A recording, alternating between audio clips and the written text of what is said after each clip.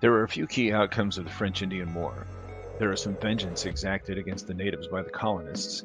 In Pennsylvania, a group known as the Paxton Boys killed 24 natives as reprisal for the natives' role in the conflict. The Pennsylvania government condemned the actions, and the Paxton Boys then marched on Philadelphia. They were only dispersed by an intervention from Ben Franklin. In Massachusetts, there were many volunteers who were willing to enlist and fight for Nova Scotia. The losses were heavy.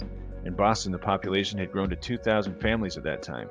During the war, they suffered 700 deaths. The population swing led to many widows and female poverty. When British occupiers left, the economy cratered.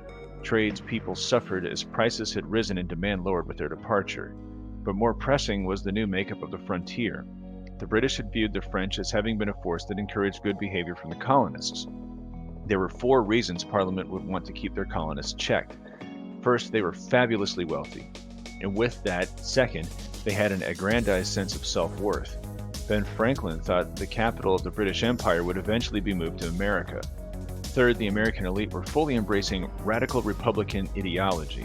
Their beliefs were becoming much more consumed by the thought of individual liberty, and finally, the distance made them difficult to manage. There were growing differences in philosophies that were becoming increasingly unsurmountable. The British were staunch mercantilists, meaning that all roads to wealth needed to lead back to the empire's hub. The Americans believed that they needed to share the governing responsibility with the empire's periphery, especially as they grew in wealth and importance. The British victory in the French-Indian War brought other governing concerns. There were new demographic concerns, as they now had 70,000 French Canadians and an additional 150,000 Native Americans and a few hundred Spanish people, now citizens of the British Empire. To best integrate everyone, the thought was that a standing army would be needed to guarantee assimilation, but that would mean a peacetime cost would be incurred. The colonists didn't see the need for the force and hated the army while they were occupying during the war. They hated quartering troops or allowing them to stay in their barns, and thought it was primarily that they were there to subjugate. They also hated the cost of it all. This didn't matter to Parliament. In January 1763, the first changes were instituted as the British Navy would be allowed 5 times as many ships to assist the customs collections. But it was quickly realized that this increase in policing was costing more than the increase in duties collected. Furthermore, the collectors hated living in the colonies as much as the colonists hated the military. They were told to either go to America or give up their job. This was mostly because the natives were again fighting along the frontier. Before the war, they had played the British off of the French and vice versa. Some of the benefits they received from the British were a promise to not settle west of the Allegheny mountain range, and they would empty their forts. Now, not only was that not happening, the war had disrupted their hunting habits, and the French had gone, as the British no longer saw any reason to continue to bribe the natives with friendship and gifts. The colonists petitioned London for relief as the fighting flared up, but they were told if you hate the army so much, you need to provide for yourselves. But the natives were gaining inertia on the frontier. As the natives were angered as the British Parliament was not able to prevent what they felt were unfair trades with the colonists, they were no longer receiving presents from the colonizing empires. The British were making matters worse by not evacuating all of the posts in the west that they had promised. And still the settlers continued to push west. So the natives formed a confederacy and went on the attack. All smaller posts were captured and killed. They would even lay siege to Pittsburgh. Their strategies were so effective, the colonies were considering leaving smallpox and infected blankets to eradicate. The natives eventually didn't have the manpower, and by 1764 were suing for peace. But all this convinced Parliament that it needed a standing army in America. This would require revenue, and Parliament went about trying to generate it through the colonies they were trying to defend. First came as the proclamation of 1763 in October of that year. First, the colonists were forbidden from settling west of the Allegheny Mountains. If they were looking for a new place to settle, they were advised to go to Nova Scotia or Florida. Parliament viewed it as mutually beneficial, as the colonists would gain land and the government would have a hedge against remaining French and Spanish settlers who may not have fully embraced the British Empire. The second part of the proclamation of 1763 was that all trade with the natives had to go through an Imperial Post. This had previously been regulated by the colonial governments, but as the natives came away from the transactions feeling cheated and those sentiments were contributed to the drive to war on the frontier, this similarly made perfect sense to Parliament, as it would have a greater ability to guarantee fair treatment and minimize the chance for war along the frontier with the natives. The colonists, though, were left frustrated by both of these elements. They didn't like being told to head to the American periphery for land. They further weren't crazy about being told by a distant central government where they could pursue personal wealth. This similarly was why they were frustrated by being told how they could trade with the natives. Recall in Carolina, for example, the frontiers people were able to immediately begin scratching out wealth by trading with the natives. Having someone in London tell them they couldn't pursue the most immediate avenue toward wealth was angering them. Next, in the pursuit of revenue, was the Revenue Act or Sugar Act of 1764. This was another effort to maximize proper trade channels foremost. The thought was by minimizing smuggling and forcing the colonists to pay duties, the cost of the American empire could largely be met. They also thought that taxing luxury items, such as rum or coffee and silk, would ease the tax burden generally. The argument with the latter is that the people who could most afford luxury goods and the taxes associated would be footing the bill. The colonial response began to lean more heavily into the rapidly radicalizing political philosophy. There are arguments centered around how they believed it was their elected legislature's responsibility to tax them. They had no representation in Parliament, therefore Parliament should go through the proper channel to receive tax revenues, meaning they should ask their legislatures. They went one step further and claimed that if they meekly allowed for Parliament to tax them, who knows what would be requested next. Parliament, though, was not deterred by this philosophy.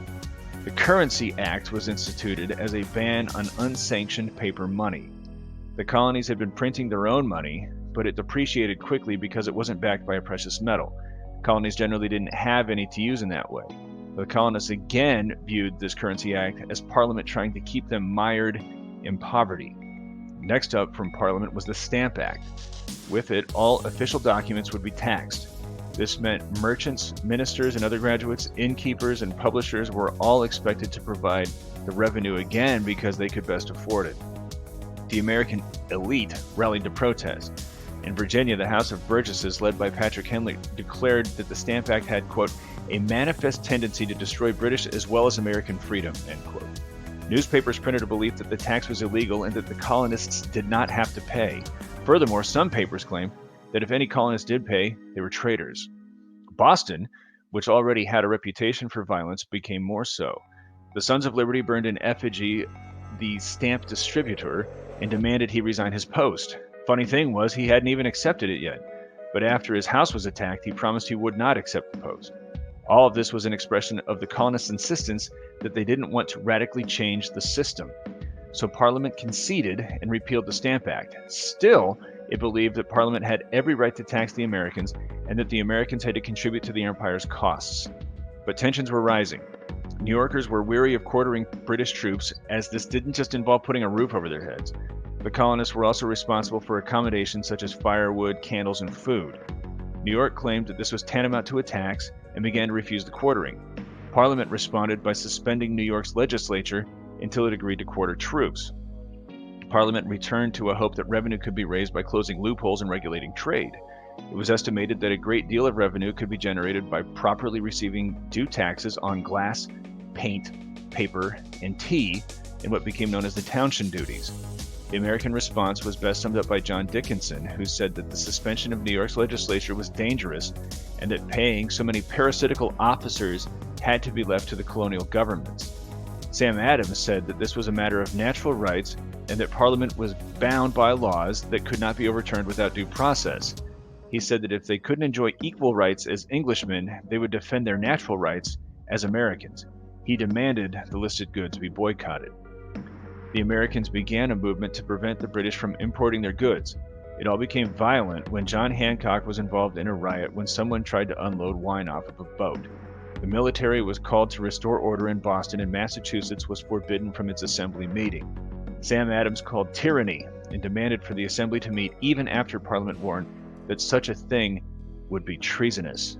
More soldiers were required to keep calm in Boston, but they were viewed by the Americans as the problem. The British regulars were viewed as job and women thieves, and Bostonians began brawling with them over what they viewed as lost opportunities. In March of 1770, a mob confronted some soldiers. Church bells rang, which could have either been a signal for everyone to gather at the confrontation or to go fight a fire. Confusion ruled, and the British opened fire, killing 5 people in what became known as the Boston Massacre. Parliament was moderately persuaded by all this and removed all of the Townshend duties except on tea. It believed that it had to remain understood that Parliament had every right to tax. It was also viewed as an effort to help the East India Company, who before was forced to unload unsold tea on the cheap in London. Now they were trying to go directly to the colonies with the thinking that the Americans would be grateful for inexpensive tea and they would pay the duty for it. The Americans felt that Parliament was trying to dupe them into paying taxes. Rather than paying, Sam Adams dressed up with his supporters as native and threw 10,000 pounds sterling of tea into the Boston harbor. Everything that had happened previously was Parliament attempting to play nicely with the Americans. After the Boston Tea Party, it decided to get tough. In June 1774, in what the Americans termed the Intolerable Acts, Parliament did all of the following. The Boston port was closed until the East India Company was compensated for its destroyed tea. The Massachusetts colony's charter was replaced and Parliament determined who the governor and sheriffs would be, and General Thomas Gage was instituted as the new governor. Furthermore, any royal official accused of a crime was to be sent back to England for trial. By September of 1774, the Americans were calling for a Continental Congress. All British colonies except Georgia, which was warring with the Creek tribe, went and agreed that they should demand the political situation to revert to 1763. They established a Declaration of Rights they claimed to be immutable laws of nature. These included no American concession regarding legislative rights, trial by jury of their American peers, Parliament would be required to respond to American petitions, and they would be free from a standing army. Until these demands were recognized, the Americans would continue to aggressively boycott British goods. Each colony would form an association that would pursue the boycott. Warehouses were to be inspected. Anyone who was not compliant was to be shunned socially and have their names printed in the newspaper. The hope was that this would largely promote American manufacturing while teaching the British an economic lesson. General Gage wrote to Parliament suggesting that they repeal the Intolerables. Parliament disagreed and told him to make arrests and seize arms.